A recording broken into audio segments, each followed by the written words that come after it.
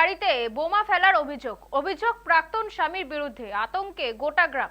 ঘটনাটি মালদার হরিশ্চন্দ্রপুর থানা এলাকার ঝিকোডাঙ্গা গ্রামে। গোটা ঘটনা তদন্তে নেমেছে হরিশ্চন্দ্রপুর থানার পুলিশ। স্থানীয় পুলিশ সূত্রে জানা গিয়েছে, রবিবার রাত 1টা নাগাদ পরপর দুটি বোমার শব্দে কেঁপে ওঠে ঝিকোডাঙ্গা গ্রাম। ওই গ্রামের বাসিন্দা হালিমা পারভিমের বছর 10 আগে বিয়ে হয়েছিল পার্শ্ববর্তী গ্রাম রহমতপুরের রহিম আলীর সঙ্গে। এরপরে 2 বছর আগে তাদের ডিভোর্স হয়ে যায়। তাদের দুটো সন্তানও রয়েছে। বর্তমানে তারা রহিমের কাছে থাকে।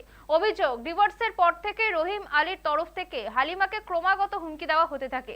এমনকি প্রাণে মেরে দেওয়া হবে বলে হুমকি দেওয়া হয় রহিমের পক্ষ থেকে, এমনটাই অভিযোগ। এই নিয়ে বেশ কয়েকবার গন্ডগোলও হয়। বর্তমানে হালিমা ঝিকোডাঙ্গার বাবার বাড়িতে রয়েছেন। শনিবার রাত 1টা নাগাদ হঠাৎ করেই পরপর দুটি বোমার আঘাতে কেঁপে ওঠে হালিমার বাড়ি। বাড়ির লোকেরা বাইরে এসে দেখেন তাদের বাড়ির বাইরে বোমা মারার হয়েছে। এরপরই আতঙ্ক ছড়িয়ে পড়ে এলাকায়। এরপর হালিমা পারভিন জানিয়েছেন, বোমার আওয়াজে বাইরে এসে তিনি দেখতে পান তার প্রাক্তন স্বামী দৌড়ে পালিয়ে যাচ্ছেন। তাকে প্রাণে মারার জন্য এই বোমা ফেলা হয়েছে বলে অভিযোগ করেছেন হালিমা।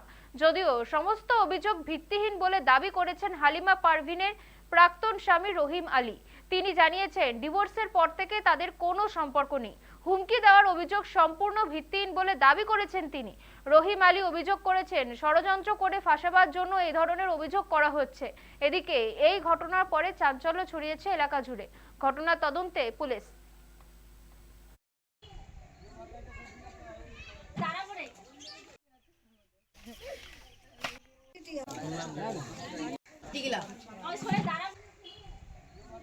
প্রথম বোমটা ফেলেছিল কিনা তো সবাই জাগলো, জাগার পরে দেখছি যে ওখানে জান্নাতে দেখলাম আরো 2-3 জন ছিল, আমি ওকেই দেখতে পেলাম। চিনতে সে রহিমা আছে, হ্যাঁ রহমতপুর আমি দেখেছি, ঠিক আছে। দেখার পরে তারপরে বোমটাতে পড়লো কিনা সবাই জেগে গেল, ছিল না। আমার সঙ্গে ওর কোনো সম্পর্ক নাই। আমার বিয়ে হয়েছিল কিনা, ডিভোর্স হয়ে গেছে, ছেড়ে দিয়েছে। আমাকে অনেক অশান্তি করছিল, জ্বালা করছিল, গাল দিচ্ছিল, বলছিল ওর বাবার সাথে থাকতো, যা তা অনেক কথা বলেছে, অনেক গাল দিচ্ছে, সন্দেহ করছিল, যাকে গাল মারতে ধরে ও বলছে আমাকে মেরে ফেলবে, বোম ফেলে সবাইকে মারতে চায়। ওকে আমাকে বলছে। এর আগে কোনো ঘটনা ঘটিয়েছে? হ্যাঁ ঘটিয়েছিল। কি হয়েছিল? আগুন লেগে দিয়েছিল। আগুন লাগার সময় তখন কেরোসিন ঢেলে, পেট্রোল ঢেলে সব ঢেলে দিয়েছিল। এখন কি চাইছে? একটা মেয়ের কি কিছু মূল্য নাই, কিছু দাম নাই? সব দিনে সাদা ই করবে, গাল দিবে, মার তো দিচ্ছিল, শব্দ করছিল, এখন আবার বলছে মেরে ফেলবো।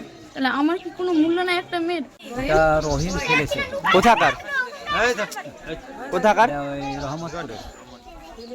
কেন ফেললো? আমার সঙ্গে তো কোনো ই নাই, আমার ভাতিজির ব্যাপারে বিয়ে হয়েছিল, দুটো চ্যাংড়া আছে। তারপর তারপর ছুটাছুটি কি গোলমাল হয়ে গেলো ওদের।